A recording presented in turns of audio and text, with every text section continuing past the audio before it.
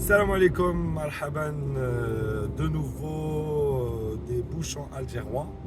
Voilà, comme d'habitude, je partage avec vous un petit sujet rapide. J'ai eu l'occasion, donc on est le 2 octobre, j'ai eu l'occasion de participer à deux actions, deux événements. Wahed le 30 septembre à Constantine, au centre de recherche mécanique organisé par le professeur docteur Hadj Bennia, qui est le directeur là-bas, autour de la mécanique. Donc une journée d'études sur la mécanique et la stratégie de l'industrie, de la recherche, des applications du monde de la mécanique. Et hier, 1er octobre, c'est la journée de sensibilisation sur l'agriculture, comme chaque année en octobre.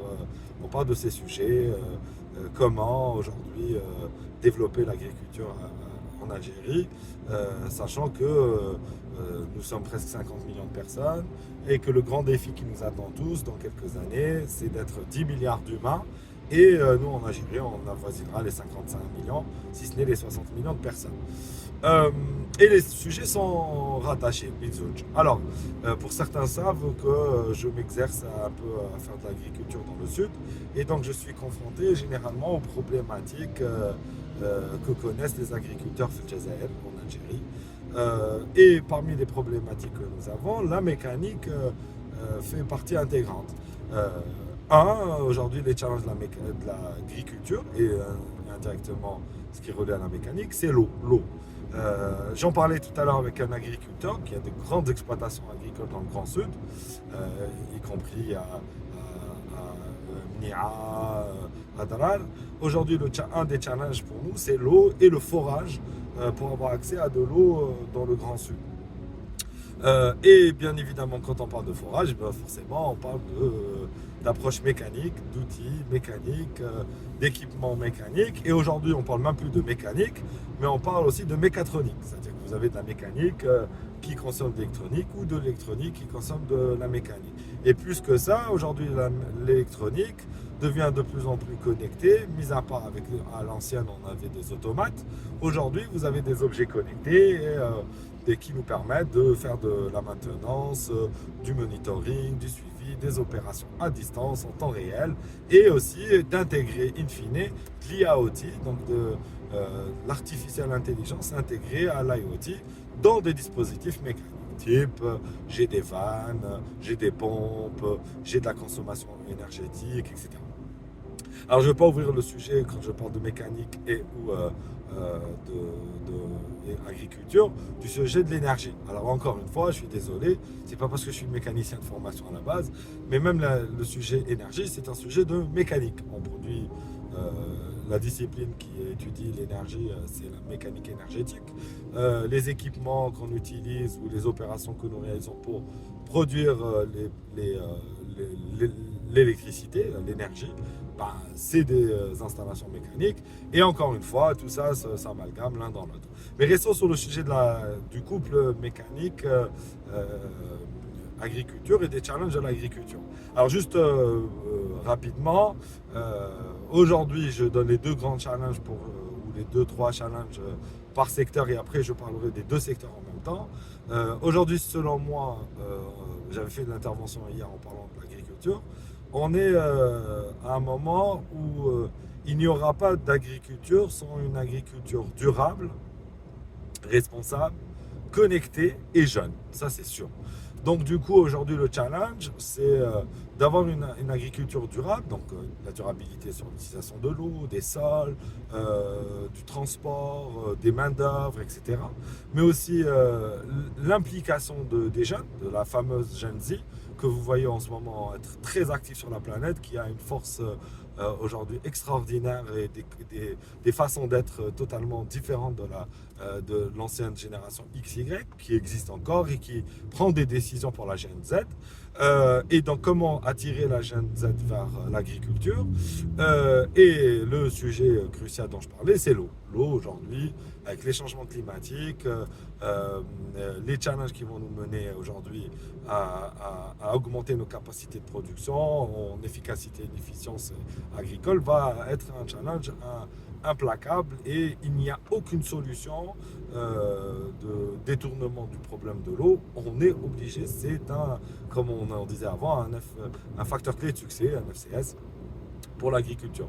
Le sujet de la mécanique maintenant, quand on a parlé des challenges de la mécanique, aujourd'hui un des grands sujets de la mécanique, l'Algérie, au final, il y a énormément de petits ateliers qui font de la mécanique, qui fabriquent des outils, qui font de la maintenance, qui produisent en utilisant de la mécanique, mais que nous n'arrivons pas à voir. Et un grand problème que nous avons aujourd'hui, c'est d'avoir en fait un outil qui nous permettrait de savoir où et quoi, qui se fait dans le monde de la mécanique, dans une logique de chaîne de valeur globale au niveau national. Et le challenge sur ce sujet, c'est de dire au final, beaucoup d'initiatives ont été mises en place pour essayer de résoudre ça, mais on n'arrive pas au final à avoir un leader qui prend le lead et qui arrive à créer cette action. Alors, est-ce que c'est l'État qui devrait le faire aujourd'hui par la force, comme on dit en arabe, par la force des réglementations de la loi et qui met en place un outil, des process pour le faire, mais qui, dans un deuxième temps, trouverait la mécanique de mettre entre les mains de players third part non impliqués directement à la gestion de cette mécanique, je ne sais pas. Mais il est sûr qu'aujourd'hui, on n'arrive pas à le faire. Bon, bref. Donc ça, c'est les grands challenges pour les deux secteurs. Et maintenant, quand on regroupe la mécanique et l'agriculture, on a vraiment de grands challenges qui lient les deux secteurs, les deux activités, les deux domaines. Dans l'agriculture, aujourd'hui, le grand challenge, qui a été mis en place ou en fait désigné par le président de la République, c'est que d'ici la fin de l'année, on serait totalement dans un domaine ou un secteur totalement numérisé, qui est un challenge extraordinaire. Connaissant la fracture géographique algérienne, avoir de la remontée de data en temps réel dans le domaine de l'agriculture, c'est un challenge énorme. Mais dans ma conception, je me dis, si aujourd'hui on pouvait commencer à dépasser la notion de digitalisation, qui est une notion de plateforme, pour demander des documents ou alléger des process ou avoir accès à des aides, etc., c'est d'intégrer une mécanique de précision par la mécanique et la mécatronique dans l'agriculture pour faire remonter à un moment donné un niveau central de la data. J'ai croisé le fondateur de l'entreprise DEU, qui est une entreprise algérienne dans l'automatisation électronique, et qui me racontait une expérience qu'ils sont en train de mener à Ganzet, dans la ville de Ganzet. Ils sont en train qu'ils ont même digitalisé toute la remontée d'informations de la commune pour avoir une sorte de DCS centralisé qui nous permettrait de voir tout ce qui se passe dans la commune. Donc imaginez la même chose dans l'agriculture. Mais ça ne pourra pas se faire seulement si on a des équipements qui sont connectés et qui sont entre les mains de nos agriculteurs. Ça va même à l'échelle d'un tracteur connecté. Aujourd'hui, on a le vrai problème des tracteurs. Il n'y a pas de tracteur. L'industrie de mécanique des tracteurs, elle a commencé, elle s'est arrêtée, elle est revenue. C'est un peu le syndrome de l'industrie auto. Au final, est-ce qu'on a des tracteurs qui sont produits aujourd'hui au moment où je parle en Algérie? Non. Est-ce que ceux qui pourraient produire pourraient répondre à la demande globale? Je ne sais pas. Et est-ce que ces tracteurs sont smart et permettent de collecter de la data? Au moment où je parle, sûrement pas. Donc du coup, il y a un grand challenge de développer des solutions autour de ça et des solutions mécaniques qui forcément doivent être dans la mécatronique, dans l'IoT. Ok, revenons au sujet de l'eau. L'eau, aujourd'hui, c'est dire on a besoin de développer des solutions, donc vous avez compris, qui permettraient de collecter de la data, qui permettraient d'améliorer l'usage de l'eau, parce qu'on est aussi dans le surusage, mais plus que ça, qui permettrait de voir les sujets d'un axe totalement différent. Donc, un sujet qui a été abordé très souvent, c'est le recyclage de l'eau. Alors, par exemple, moi, j'active un peu à Béchar. Je suis dans la zone agricole qui est à peu près à 50-60 km de la ville. Donc, je ne suis pas très loin. Béchar, c'est à peu près une agglomération de 300 000 personnes. Donc si vous dites qu'une personne consomme entre 160 et 200 litres par jour, vous avez 200 litres fois 300 000 personnes qui sont jetées tous les jours dans les stations d'épuration et que nous ne récupérons pas.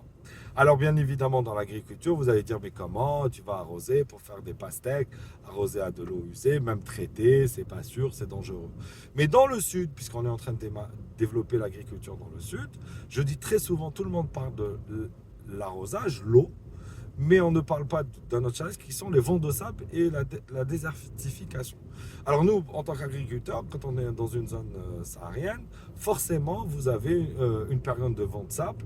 Et le vent de sable, sa problématique, c'est un vent qui a la capacité de tout brûler en quelques minutes, si ce n'est quelques heures, peut-être j'exagère un peu, mais en quelques heures, si ce n'est en 2-3 jours. Donc forcément, qu'est-ce qu'on fait? Ben, on met autour de nos exploitations agricoles des remparts d'arbres qui nous protègent des vents de sable. Le challenge est de faire pousser ces arbres vite. On a besoin de solutions technologiques aujourd'hui dans la biotechnologie pour avoir des arbres qui pousseraient vite, qui n'auraient pas besoin de beaucoup d'eau et qui nous permettraient de faire face aux vents de sable. Et en même temps, ces arbres, malgré tout, on aura besoin de les arroser. Et aujourd'hui, on a des arbres classiques qu'on utilise, qu'on arrose. Mais on les arrose sur la base d'une eau puisée en souterrain et qui devrait être réservée à des produits que nous consommons donc dans l'agriculture de production, l'agriculture qui répond aux besoins des populations. Or que ce n'est pas le cas. Donc aujourd'hui, si on recyclait l'eau qui vient des villes, ça serait déjà une solution. Donc, sur ce sujet, in fine, on a besoin d'acteurs, des entrepreneurs, des startups, des solutions technologiques qui soient portées par cette population, mais aussi par le monde de la recherche qui doit nous aider à développer des solutions qu'on pourrait consommer dans l'agriculture autour du sujet de l'eau. Alors, vous voyez, c'est une chaîne de valeur globale qui nous permettrait de trouver des solutions à plusieurs niveaux. Ça pourrait être des startups, des entreprises, des chercheurs qui développent des brevets,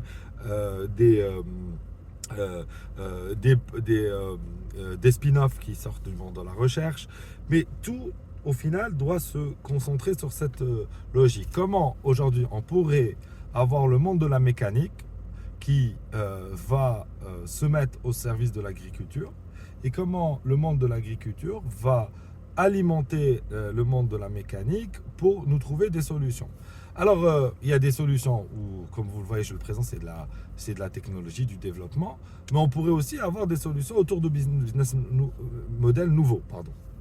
Alors, quand je dis de nouveaux business models, moi j'ai toujours dit, alors pour ceux qui ne connaissent pas, aujourd'hui pour faire un forage, si je vais dans le forage classique depuis, mis à part la problématique le niveau de forage est en train de descendre de plus en plus bas, même dans la Métija dans le nord. La maîtrise des technologies de forage qui devient de plus en plus complexe, les équipements de forage existants sur les petits prestataires sur le marché ne sont pas au rendez-vous. Donc à partir de là, on a besoin aujourd'hui d'augmenter du niveau de cette prestation de service. Alors, on a deux solutions. Où il faut aujourd'hui avoir des investisseurs qui vont se lancer dans ce monde. Peut-être, c'est possible. Mais ça sous-entend qu'il faut qu'on ait tout un process sur les importations, les partenariats, le paiement des équipements à l'international et tout ça. Ou on va puiser sur ce qui existe et on va se tourner vers nos champions du forage qui sont requis, forcément les gens de l'oil and gas. Donc Sonatrach, leurs prestataires, les filiales de Sonatrach qui sont des maestros dans le forage et qui pourraient forer pour nous à tous les niveaux de l'agriculture en Algérie, pour les plus petites parcelles aux plus grandes parcelles. Deuxième chose, ça c'est sur des business models, comment développer des nouveaux business models qui permettraient à des gens qui évoluent dans une industrie pour revenir dans une autre industrie, qui n'est pas très loin. Deuxième problématique, c'est que bien évidemment la gestion du sous-sol et du ressort de l'État, et la gestion donc de l'eau et aussi du ressort de l'État. Et on aurait peut-être besoin de solutions qui se développent autour de la gestion de l'eau à distance pour third part, qui serait l'État. Donc il faudrait déréguler ce sujet, il faudrait créer des technologies qui nous permettent de le faire, même si elles existent à l'international, ou elles existent déjà dans des domaines qui est dans l'eau, hein, ça existe, mais il faudrait les ramener dans ces applicatifs, puis gestion de l'eau, monitoring, agriculture. Et à partir de là, on pourrait intégrer des équipements intelligents, de la mécanique de précision, pour arriver à faire de l'agriculture de précision et avoir déjà un basement, une surcouche de remontée de data qui permettrait de digitaliser notre agriculture à un niveau large. Après, je ne vais pas m'attarder plus sur des idées qu'on pourrait avoir et qu'on pourrait être courageux. Je dis très souvent, on a déplacé de l'eau de Ain Salah à Tamarrast. Pour ceux qui ne voient pas ce que c'est, le challenge, allez voir la carte d'Algérie, vous voyez Ain Salah où c'est, et Tamarrast, et vous allez comprendre ce qu'on a fait. Donc je me dis, à un moment donné, et si on faisait du dessalement d'eau pour le renvoyer directement vers l'agriculture du Sud, et si on récupérait l'eau de nos villes pour l'envoyer vers les hauts plateaux et vers le Sud, pour optimiser l'utilisation de cette eau. Pourquoi pas? Est-ce que dans les zones sahariennes, on a aussi de l'eau qui est saumâtre? Est-ce que cette eau saumâtre, on pourrait la traiter? C'est des sujets qui ont été abordés, traités, mais encore une fois avec des visions très classiques.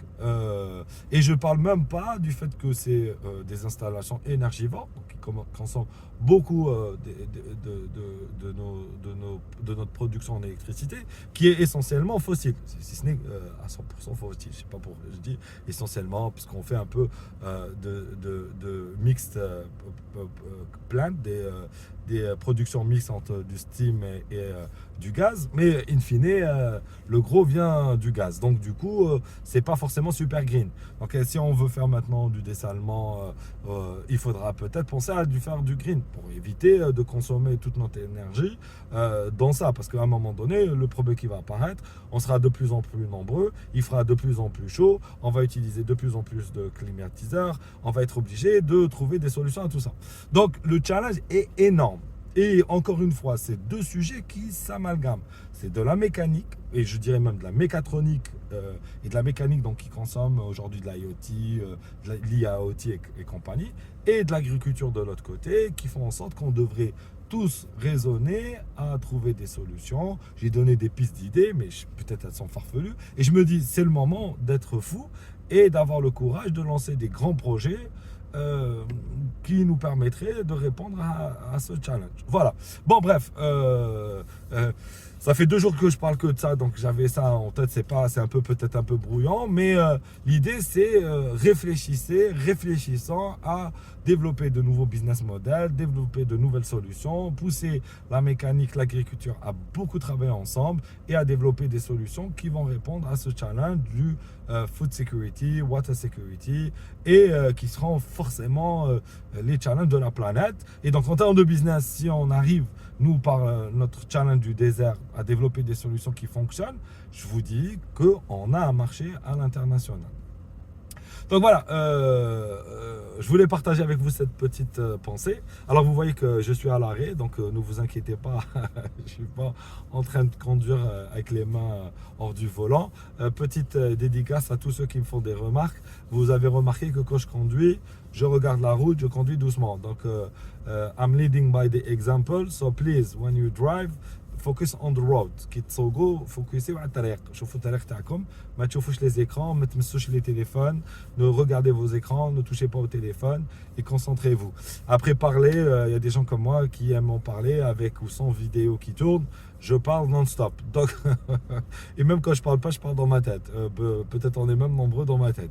Donc voilà, je souhaite à tout le monde une bonne rentrée agricole pour les agriculteurs qui nous suivent peut-être sur les réseaux.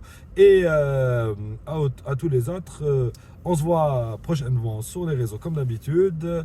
Faites-nous des licornes au Filaman.